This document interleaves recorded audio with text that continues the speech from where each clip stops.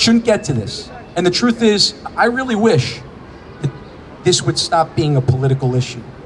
It shouldn't have to wait until June 28th or November 8th or January 1st. I'm not going to be wearing a Vax necklace where a cross belongs, or maybe a Star of David belongs right here. And I'm definitely not going to, exactly, and I'm definitely not going to ask anybody to be my apostle. No David complex.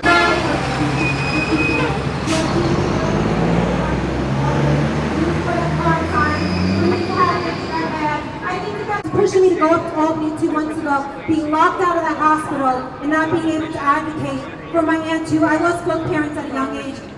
This is something it's not going to take the legislature. It comes right from the executive branch. It's something that's very close to my heart. I was told that I couldn't be in the first 2 debates in the room because I chose not to get the shot. Every single New Yorker and every single American should have that choice without actually putting a proverbial gun to your head and saying your job or your health choice. Thank you. Thank you very much. Appreciate it. Thanks. Thank you. Good to see you, my friend. I really appreciate it. Let me ask you one last question, and is what happened with the Supreme Court with the concealed weapons? It's a good news, I imagine. Yes.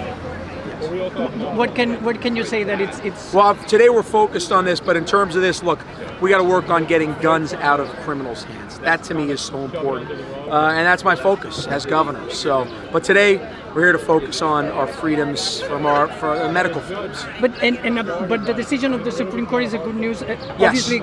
And why is good that we got this decision? Well, we got to make sure we get onto this. So thank you very much.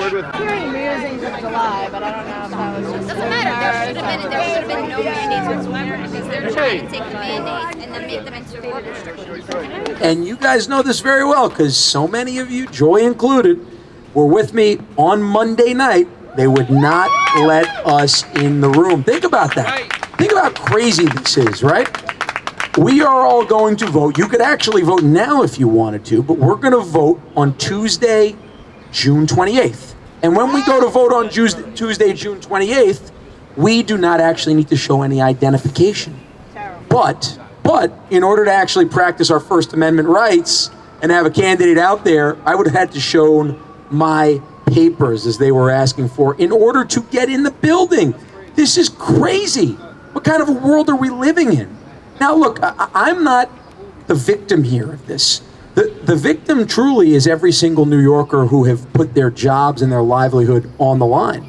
I've been very, very blessed, I feel like, in this process to get to know so many courageous New Yorkers, like Joy, like our firefighters and Bravest for Choice, like our teachers, like our nurses who have decided when the government put a proverbial gun to your head and said, your job or your health choice, you had the courage to actually stand up and say that.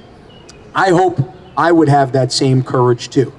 I know that I've stood up and I'm the only candidate that actually have chosen not to get the vaccine. Absolutely. And that's my choice. The other ones made a choice, and that's their choice too. I believe it should be their individual liberty to make that choice. But the truth is, they are talking the talk. We're the only candidate that is actually backing up what we're saying with action. And ladies and gentlemen, that's what you're going to get from me in a Governor Giuliani. And I'll tell you very simply, in exactly what we're talking about from an action standpoint on day one, all of these mandates go in the trash, in the garbage on day one, January 1st, 2023.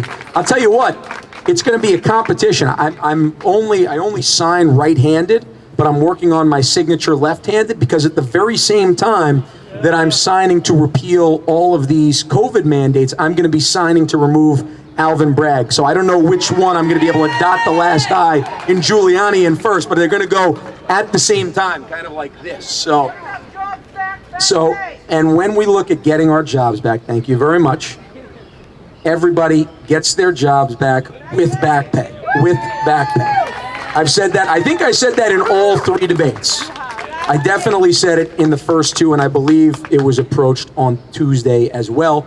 But this is something that I've been very, very clear about. I think this has been one of the most absurd things that we've seen in our country's history, to be honest. To be able to actually do this for the state to do this to us, to have 2 consecutive health commissioners in Zucker and Bissett.